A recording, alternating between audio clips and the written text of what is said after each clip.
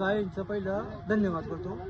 ताईला फोन केल्या ताई म्हणले 5-10 मिनिटं थांबा, साहेबांना फोन करतो।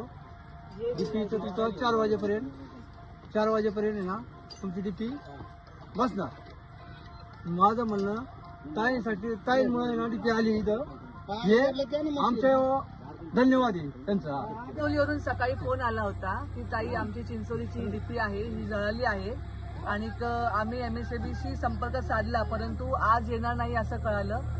2 दिवसांनी 26 जानेवारी आहे किंवा उद्या 25 जानेवारीचं काही आमच्याकडे कार्यक्रम आहेत, त्यामुळे डीपी असणं लावणं डीपी चालू करणं हे खूप गरजेचं आहे।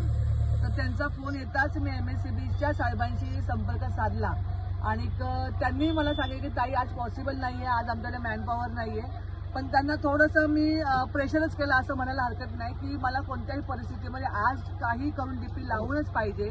त्यांनी माझ्या शब्दाचा मान ठेवत 5 वाजेच्यात आम्ही येऊन ही डीपी लावतो असं कबूल केलं आणि आता थोड्या वेळापूर्वी येऊन त्यांनी हे डीपीचं काम चालू केलेलं आहे। आपण पाहू शकता वरती 2 माणसं चाललेली होती, त्यांनी डीपीचं काम केलेलं आहे आणि अशा प्रकारे विनंतीला मान दिला त्याबद्दल MSABचा पण मी धन्यवाद म्हणते। आणि ह्या माणसांनी माझ्यावरती विश्वास ठेवून मला इथपर्यंत बोलवून हे काम करून घेतलं, या बाबतीत या सर्व शेतकऱ्यांचे मी खूप धन्यवाद देते। जय हिंद, जय महाराष्ट्र।